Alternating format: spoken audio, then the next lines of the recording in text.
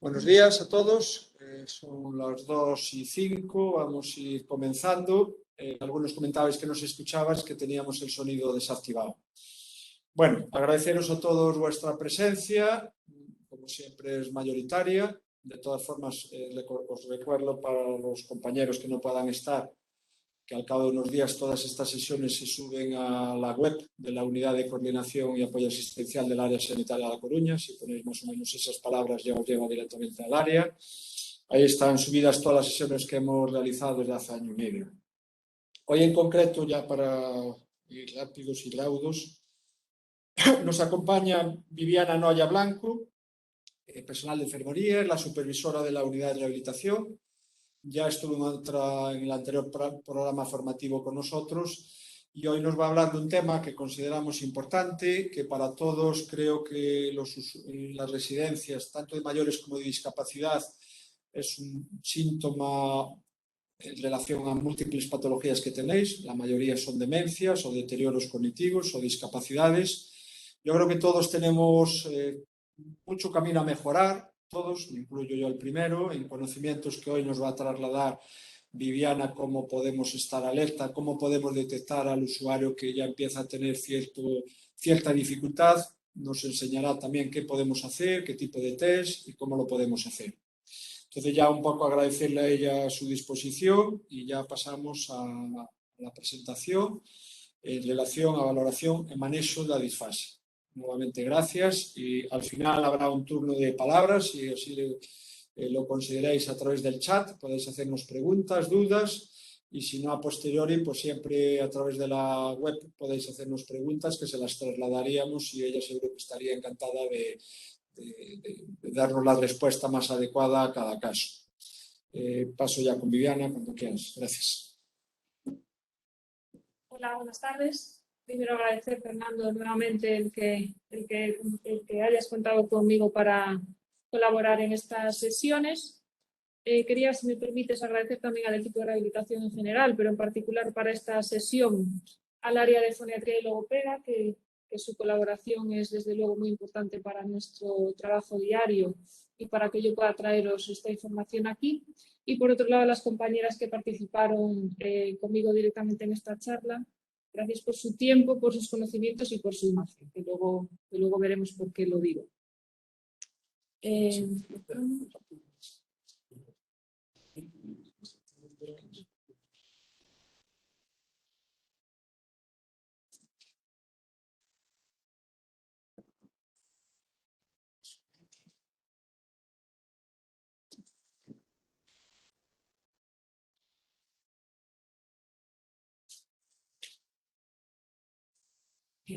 Pues como decía Fernando, hoy vamos a hablar de valoración y manejo de la disfagia.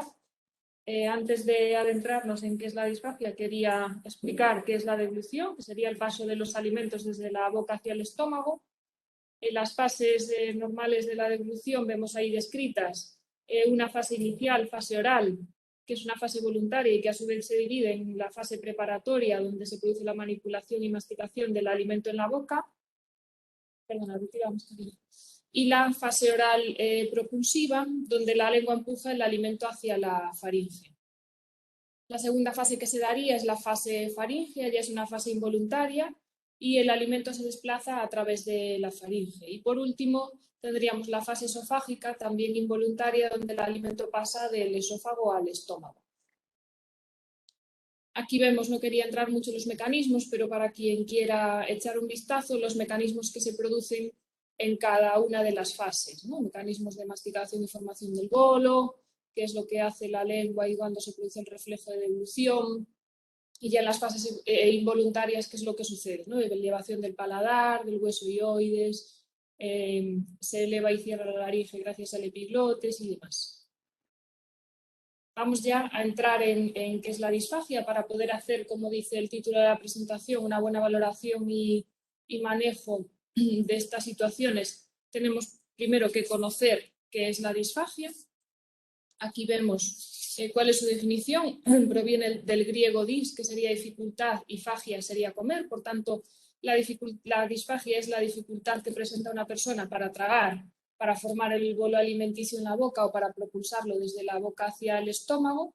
Y esta dificultad puede presentarse para alimentos sólidos, para líquidos, para fármacos e incluso para la saliva. Se puede clasificar de diferentes formas, por un lado según su forma de inicio, que sea aguda o crónica, según el tipo de alimento que esté afectado, líquidos, sólidos o ambos, la duración, en cuanto a duración, transitoria o permanente, según sea la causa que lo origina, funcional, motora, neuromuscular, cuando hay afectación de los músculos, esfínteres, nervios y demás implicados en la deglución.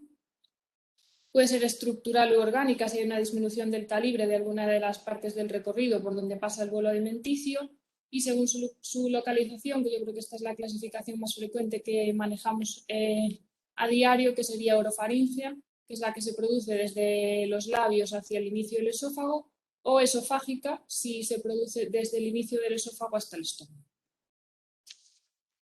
Aquí vemos un cuadro muy extenso en el que no me voy a meter demasiado, simplemente nombrar las causas más frecuentes que producen esta disfagia, ¿no? Y con las que nos encontramos más a menudo, que serían, como veis ahí al inicio, los accidentes cerebrovasculares, es decir, que aproximadamente la prevalencia de pacientes con disfagia por esta patología es del 37 al 78%, enfermedades como el Parkinson que hablan en torno a un 35-82%, demencias, Alzheimer del 57 al 84%. También se puede producir por causas iatrogénicas como los fármacos. Sabemos que los ansiolíticos, los antipsicóticos producen disminución de la atención y esto puede llevar a que el paciente padezca una disfagia, ¿no? Además, que sepáis que los estudios dicen que 1 de cada 17 personas en el transcurso de su vida presentarán disfagia y que se considera que más de 2 millones de personas en España padecen disfagia. Yo creo que estas cifras nos indican un poco la importancia de este problema, ¿no? Y de su frecuencia, de las consecuencias tan graves e importantes que tiene y de que, por tanto, debemos de conocerlo e intentar manejarlo de la mejor forma posible. Aquí vemos otro tipo de causas de la disfagia esofágica, en las que tampoco voy a entrar demasiado, os quedan ahí un poco por si estáis interesados en echarle un vistazo. Esta parte sí es un poco más importante porque es frecuente con el tipo de pacientes y residentes con el que trabajamos todos los días. Contaros lo que es la presbifagia, que sería la dificultad para deglutir alimentos sólidos o líquidos como consecuencia del envejecimiento normal. Es uno de los síndromes geriátricos con los que nos encontramos cada día. Está además infradiagnosticado. Se calcula que el 90% de las personas no están correctamente diagnosticadas ni tratadas y tiene una alta prevalencia, ¿no? En caso de nuestros mayores, veis ahí unas cifras, la verdad, importantes, que hablan de que el 56 o el 75% de los ancianos de residencias padecen disfagia, del 35 al 55% en ancianos hospitalizados por enfermedades agudas y hasta de un 25% en ancianos que viven de forma independiente en la comunidad. ¿Por qué se produce esta presbifagia? Bueno, pues una de las razones es por estos cambios asociados al envejecimiento, ¿no?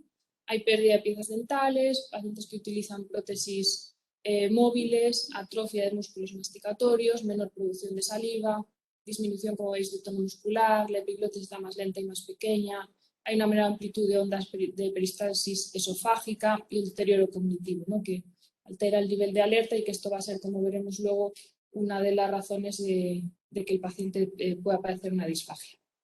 En cuanto a la producción de saliva y a la disminución del tono muscular, quería comentaros que esto es como la pescadilla que se muerde la cola. Si tenemos un paciente con disfagia, no le damos líquidos. Si no le damos líquidos, va a producir menos saliva. Y si produce menos saliva, a la hora de querer alimentar a este paciente, vamos a empeorar su disfagia. Lo mismo con la disminución del tono muscular. Un paciente tiene disfagia, limitamos la ingesta, limitamos los nutrientes que le damos o la forma en que se lo damos, va a estar peor nutrido, su tono muscular va a disminuir y con lo cual también podemos empeorar esta disfagia, con lo cual son cosas que tenemos que tener en cuenta. ¿Qué complicaciones pueden producir la disfagia? Pues aquí lo vemos claramente. Por un lado, alteraciones de la eficacia son aquellas que ocasionan pérdida de la capacidad para alimentarse y de mantener un nivel óptimo de nutrición e hidratación. Lo que nos va a producir, a veces de manera grave, es desnutrición y deshidratación. Está recogido en la literatura que hasta el 44% de los pacientes presentan pérdida de peso en el momento del diagnóstico de la disfagia. Son cifras, la verdad, importantes. Y por otro lado, nos produce también alteraciones de la seguridad, que serían aquellas situaciones que ocasionan una pérdida de la capacidad de realizar la ingesta sin peligro de que ocurra paso de alimento al sistema respiratorio. Pueden ser, ya veis, la obstrucción brusca, atragantamiento, aspiración, neumonía. Quiero aclarar aquí, ojo con esto, porque tenemos la tendencia, yo creo, cuando oímos hablar de disfagia, de que disfagia sea igual a neumonía o a aspiración. Y la verdad no es cierto. Sí que es verdad que se calcula que el 50% de los pacientes que tienen disfagia se va a producir aspiración, pero no todo evento de aspiración lleva a una neumonía aspirativa, ¿no? Es una condición necesaria, pero no suficiente. Tiene que haber otros factores como el volumen ingerido, el pH de ese bolo alimenticio, la carga bacteriana, es decir, la colonización de la cavidad oral, que luego veremos por qué es importante la higiene oral, y además la situación propia del paciente, ¿no? El reflejo de tos, su inmunidad y demás, que serán los que influyan en que desarrolle o no una neumonía. Bien, después de contar, de definir qué es la disfagia, cuáles son sus causas y qué nos puede producir, vamos a ver cómo hacemos esta valoración, ¿no? De qué forma sospechamos que un paciente pueda estar teniendo problemas en la deglución. De inicio ahí vemos los signos y síntomas de sospecha que nos harían alertar de que un paciente está teniendo problemas en la deglución. Ahí vemos muchos descritos que son los que recogen las guías. Los más frecuentes serían tos, atragantamiento, residuos en la boca, posdeglución, babeo, cambios en la voz, una voz húmeda que es muy típica en el momento de la deglución, carraspeo y esos otros que vemos por ahí. Hay unos que quería comentar, que picos de fiebre inexplicables, infecciones respiratorias de repetición, pérdida de peso, signos de desnutrición y deshidratación, parece que puedan ser las consecuencias, ¿no? de tener una alteración de la disfagia. Es cierto que están recogidas como tal en las guías como signos o síntomas de sospecha, pero que puedan ser una consecuencia. Y la realidad que a lo mejor es lo único que vemos en caso de que se produzca una aspiración silente, ¿no? En ese caso no vamos a tener tos, no vamos a tener dificultad respiratoria y puede que sea esto lo único que veamos y que nos haga sospechar que está sucediendo algo. Las aspiraciones silentes son aquellas aspiraciones, se definen, en las que no se generan tos ni dificultad respiratoria y se prevé que la frecuencia con la que se producen es de un 20 al 30%, lo cual es una cifra también importante a tener en cuenta, ¿no? ya que vigilemos o tengamos en cuenta estos posibles signos o síntomas de sospecha. Una vez reconocemos estos signos y síntomas, ¿qué debemos de hacer? Pues lo ideal sería hacer un cribado de disfagia, ¿no? Que nos va a permitir diferenciar entre pacientes con o sin riesgo de disfagia. Es de realización rápida y mínimamente invasiva. Puede ser realizado por personal especialista o personal correctamente entrenado, ahora veremos cómo.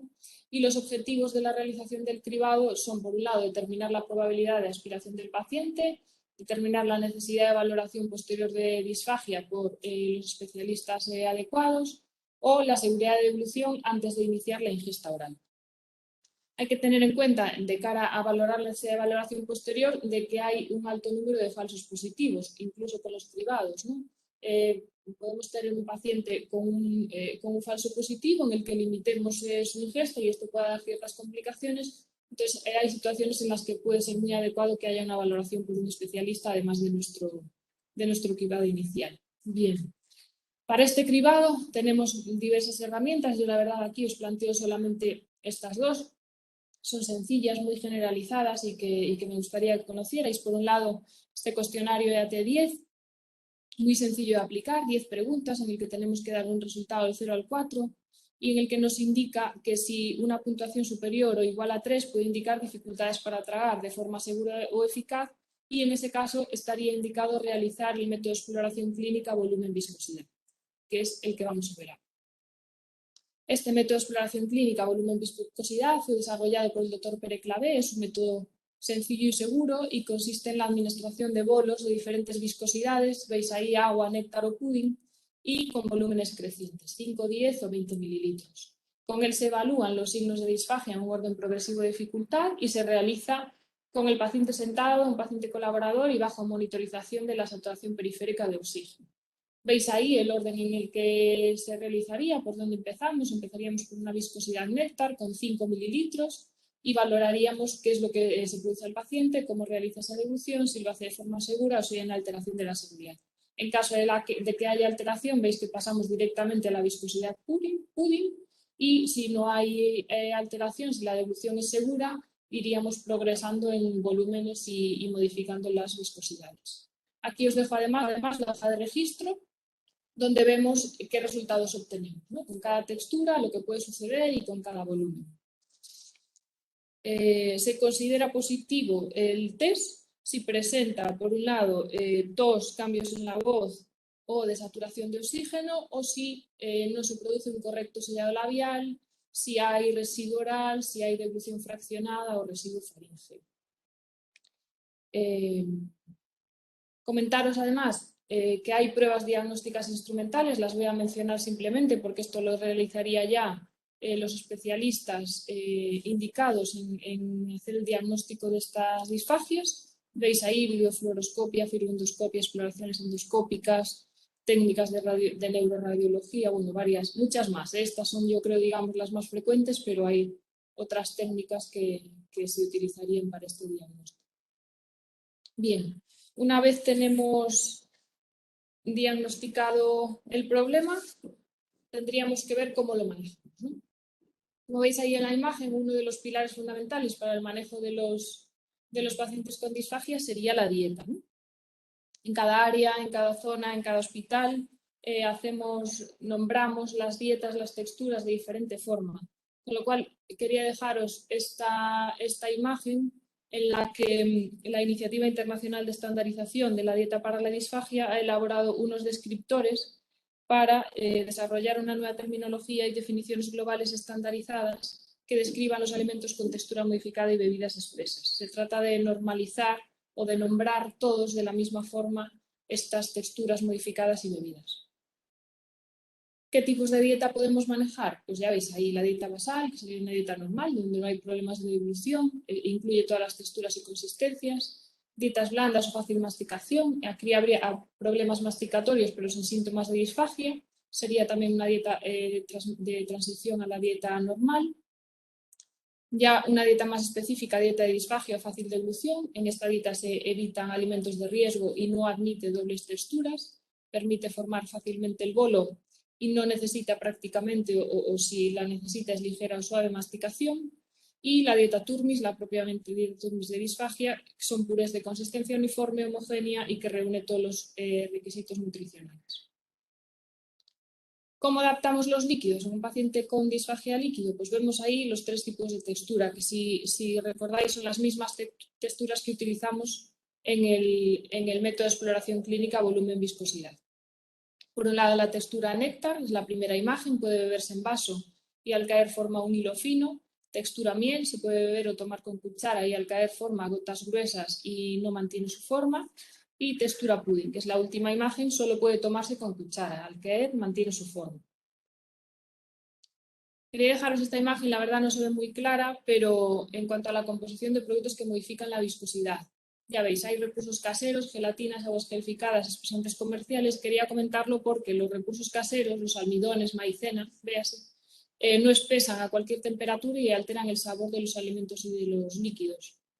Por otro lado, las gelatinas que podemos encontrar en supermercados y demás solo forman geles a temperaturas bajas y no son seguras para hidratar a pacientes con disfagia, a no ser que el paciente haga el gesto de la devolución de manera rápida, sino con altas temperaturas de la boca y el contacto con la saliva, esta textura gel se convierte en agua, con lo cual no sería seguro.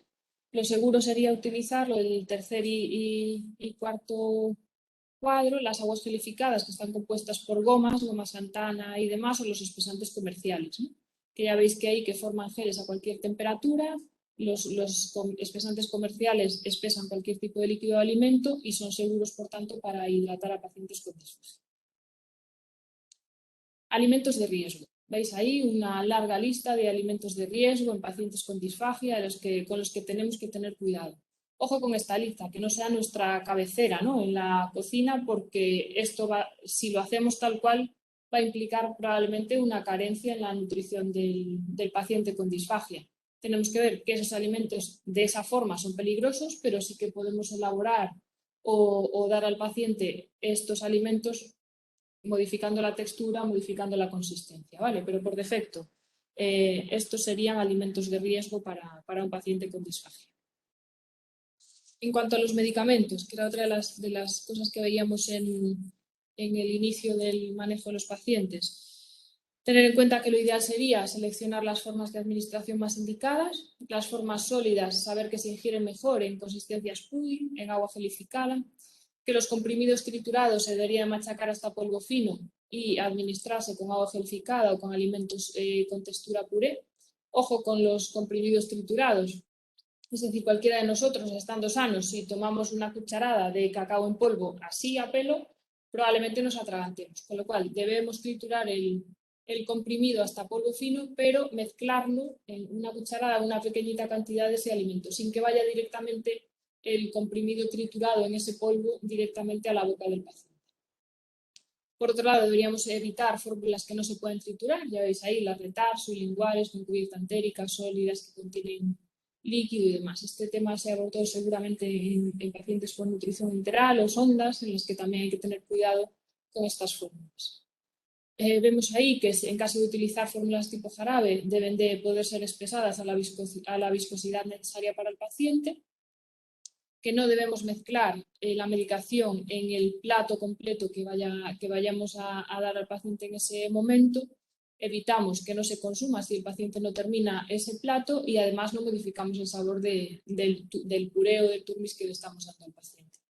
Y además sería adecuado comprobar qué medicación se puede espesar y con qué tipo de espesante. En general, los espesantes a base de gomas suelen ser aptos para espesar, como decíamos, cualquier líquido, pero hay que tener en cuenta si esa medicación es compatible con esa viscosidad que necesitamos, ¿vale? Hay estudios que describen, no quería entrar en profundidad porque si no nos demoramos demasiado, pero hay estudios que describen que ciertos medicamentos no consiguen espesarse a ciertas viscosidades, ¿vale? En la textura pudding hay medicamentos en los que no consiguen esa textura adecuada, con lo cual habría que comprobar que esa medicación se adapta a la viscosidad que necesitamos. Y vamos a entrar en las pautas del día a día, ¿no?, en las recomendaciones que debemos de tener en cuenta a la hora de dar de comer a un paciente con disfagia. Veis por ahí, son muchas de ellas, las explicaremos. Por un lado, que el paciente esté alerta, parece obvio, ¿no?, que esté despierto, que esté reactivo y descansado. En caso de que sea un paciente que sepamos que le cuesta mantener todo el tiempo la alerta en el momento de la ingesta, podríamos planificar descansos antes de las comidas. El paciente debería comer sentado o mínimo con la cama incorporada, con la espalda y la cabeza ligeramente flexionada, en un ambiente relajado y sin distracciones, evitando televisión, radio y demás. No hablar mientras se come, que no hable él o que no le hablemos nosotros para evitar que él nos responda, evitar comidas con mucha gente y en caso de esas reuniones, que el paciente coma antes de ir a esas reuniones. Usar, si el paciente las posee, prótesis dentales y fijarlas de forma adecuada para poder garantizar una buena masticación y manipulación del bolo. Si el paciente puede, debe comer solo, es la forma más fisiológica y con lo cual evitamos riesgos, hay una mejor coordinación, evitamos riesgos de atragantamiento. Si come solo, debemos aún así realizar una supervisión adecuada en cuanto al volumen de la cantidad que toma en cada cucharada del paciente o la impulsividad con la que pueda comer. En caso de que no pueda comer solo, debemos colocarnos sentados al mismo nivel que el paciente o por debajo de sus ojos. Luego veremos de manera más gráfica por qué. Esperar a que la boca del paciente esté limpia y sin residuos antes de dar la siguiente cucharada. Por defecto no deberíamos utilizar pajitas ligerinas para la ingesta. La coordinación es mucho más complicada y nos puede dar más riesgo de atragantamiento. Debemos además adecuar los útiles.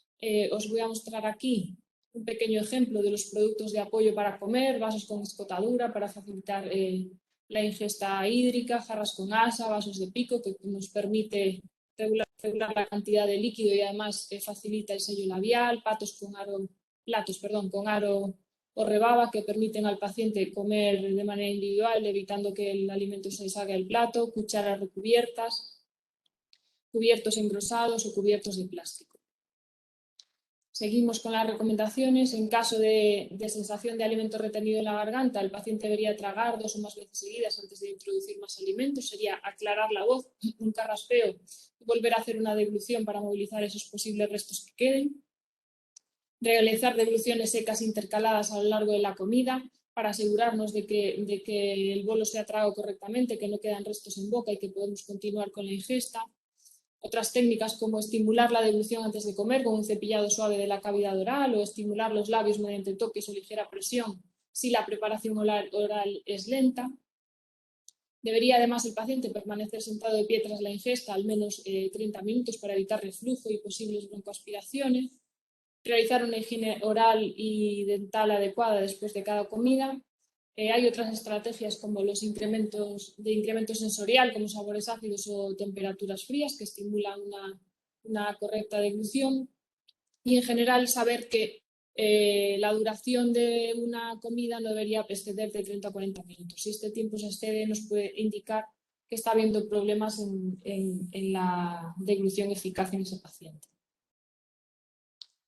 Higiene oral. Quería detallar esto por la importancia que veíamos, ¿no? El riesgo de neumonía en una boca sucia, digamos, ¿no? La higiene oral contribuye a mantener el estado de alerta del paciente, reduce el número de bacterias y, por tanto, decíamos, el riesgo de neumonías. Prepara al paciente para la comida, estimulando la sensación de sabor y la salivación, importante para hacer una buena deglución. Incrementa la percepción, además, de alimentos en boca y facilita su manejo. Debería realizarse después de cada comida o al menos 2 veces al día. Realizar un cepillado suave durante 2-3 minutos, cepillado más modificado. Es una técnica en la que nos aseguramos que cepillamos todas las áreas de la boca. Podéis, si os ponéis en cualquier buscador, ver esta técnica y ver lo sencilla que es. En pacientes con prótesis deberíamos retirarla después de cada comida, cepillarla y lavar la boca sin esa prótesis. Y aún en pacientes sin alimentación oral, en lo que los alimentamos por otro tipo de vías, como pueden ser sondas nasogástricas o PEP, deberíamos realizar igualmente la higiene oral al menos 2 veces al día. Bien, y ya para terminar, un recuerdo, ¿no? Cosas importantes que hemos visto, pero que de manera visual quería que se os quedasen ahí en la mente, así puede ser. Por un lado, los signos y síntomas que veíamos, no lo repito, pero de manera visual los veis, los más frecuentes. ¿Qué es lo que las consecuencias que pueden tener en un paciente con disfagia? Estos 4 pilares fundamentales que son los que más impacto tienen. Y lo que debemos hacer de una forma muy visual, ¿no? Creo que parece bastante evidente en estas imágenes qué es lo que no debemos o sí debemos hacer. Por un lado, que el paciente no esté dormido, ¿no? Que esté bien alerta, como vemos a la derecha, para poder hacer la ingesta. La postura del paciente, lo que decíamos, correctamente sentado, espalda recta, flexión cervical, que vemos que ahí a la derecha no lo cumple. Igualmente en la cama, ¿no? La postura que debe tener el paciente para poder alimentarse. Si está comiendo por sí solo, también es evidente que la postura ideal sería la de la derecha y no la de la izquierda. Evitar las distracciones que decíamos, televisión. Veis ahí que nuestro paciente está viendo la televisión sin hacer caso a quien está dándole de comer. Lo correcto sería lo de la derecha. Centrándose en la comida, mirando la cuchara y estando atento a lo que está haciendo en ese momento. Lo mismo con pajitas y jeringas, que veíamos que por defecto debemos evitar. Lo correcto sería con cuchara o con vaso si el paciente es capaz de hacerlo por sí solo. Y la postura del cuidador, una parte importante. A veces por espacio o por desconocimiento vemos que a la izquierda tenemos unas posturas de cuidador no adecuadas que no apuntan ni siquiera a dónde tiene que llevar la cuchara.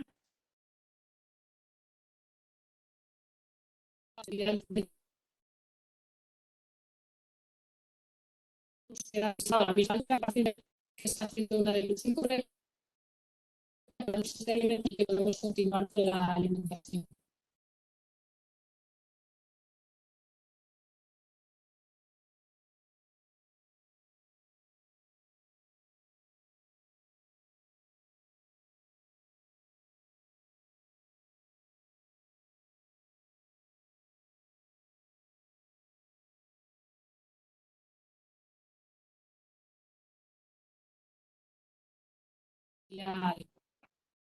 Y aquí lo que os comentaba del medicamento.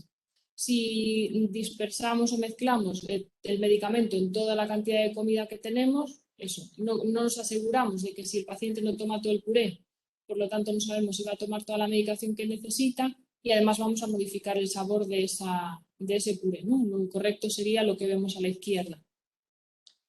Y en este caso lo que os quiero indicar es las cucharas. Habíamos hablado de los productos de apoyo. Ojo con las cucharas de plástico. Sí que os las puse como producto de apoyo recomendado, pero si el plástico es un plástico adecuado, rígido y con una resistencia adecuada, porque una cuchara de plástico al uso que podemos conocer en los hospitales, un paciente que tenga un reflejo de mordida exagerado, se puede partir esa cuchara cuando le damos de comer. Entonces, por eso aquí os pongo que no, porque esas cucharas que habitualmente conocemos no son del todo seguras para la ingesta. Aquí os dejo, por último ya, una de las guías con las que yo más me manejé, que son de uso habitual, la verdad muy completas y muchas de ellas con unas dietas muy adecuadas y modificando texturas muy atractivas para el paciente, que a veces nos quedamos en el ABC de mismo color, misma textura y casi mismo sabor, con lo cual hay unas recomendaciones muy interesantes en cuanto a este tema. Y nada más, muchas gracias por vuestra atención y espero haber podido contaros alguna cosa interesante. Gracias, Viviana. Yo creo que de una forma breve, rápida y al final muy gráfica, seguramente nos has abierto los ojos a muchas personas, has hecho un repaso desde aquellas causas principales, las residencias, como decía al principio, principalmente enfermedades neurológicas tipo demencia avanzada, Parkinson, gente que ha sufrido algún tipo de ACV, son las causas principales, pero están llenas las residencias de este tipo de usuarios. Muchos ya tienen identificada su disfagia y su plan nutricional, pero en otros muchos también has hecho un breve repaso de aquellos signos y síntomas que todos tenemos que ser conocedores y si no tendremos que repasarlos, porque muchas veces el identificar precocemente a este usuario va a hacerle probablemente la vida mucho mejor. Puedo hablar de datos de nuestra área sanitaria. Nosotros tenemos muchos ingresos en el área de urgencias o en las propias residencias, tratamientos de usuarios con broncoaspiración.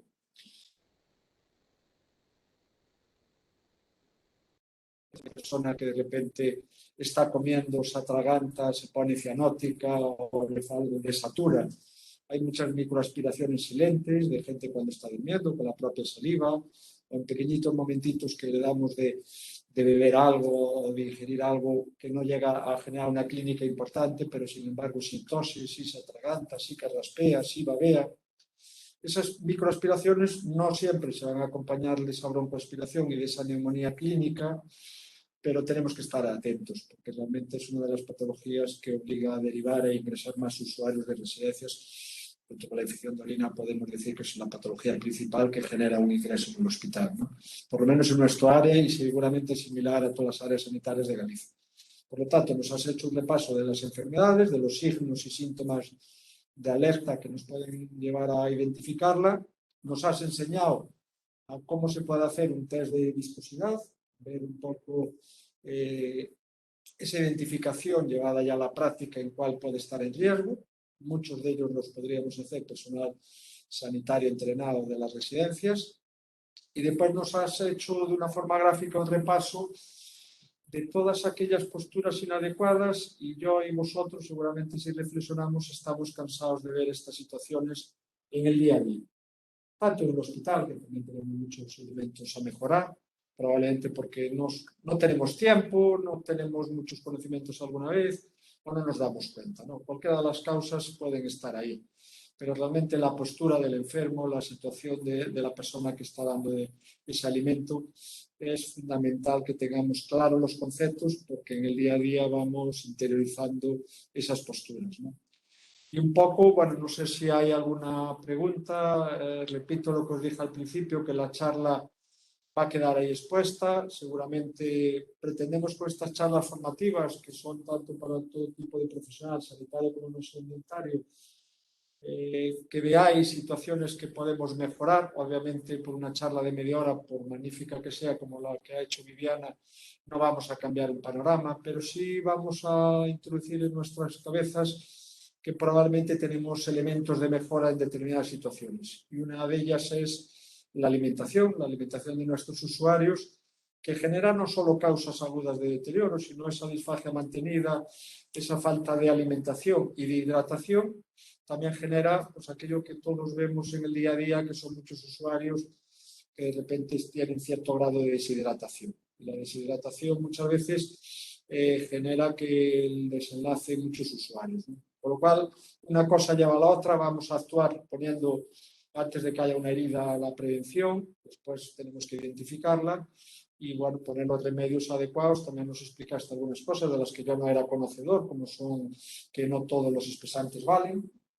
Muchas veces en mi día a día, seguramente muchas veces a las familias pues les he dicho espesarlo y de esta manera o de la otra pues lo estaba haciendo mal. O sea que un poco pues también me toca a mí repasar el tema y de estas cosas pues todos pretendemos aprender. Yo el primero, los que estáis detrás de la pantalla seguramente y el feedback que nos devolvéis es bueno, pero yo creo que tenemos mucho camino a mejorar en nuestro día a día y en nuestra profesión. No sé si hay alguna pregunta, Tarsi, si no, pues creo que ha quedado clara. Les repito que la subiremos en unos días a la web, pues si alguno queréis repasarlo. Muchas gracias a todos por vuestra presencia. Indicaros que nos volveremos a ver si queréis, espero que sí, el día 7 de abril a las 2 de la tarde. Dos compañeras de enfermería de especialistas en salud mental nos hablarán de otro tema que también nos preocupa, por lo menos en esta área sanitaria, que son la estrategia de actuación ante la negatividad a los cuidados de los usuarios, ¿no? Muchas veces hay cuidados que se niegan a que les prestemos determinadas atenciones. Ellas nos van a hablar un poco de claves o elementos que nos pueden ayudar a mejorar esta situación. Por lo tanto, pues muchas gracias, de verdad que es un placer estar con todos vosotros y nos vemos, si no es antes, en un mes.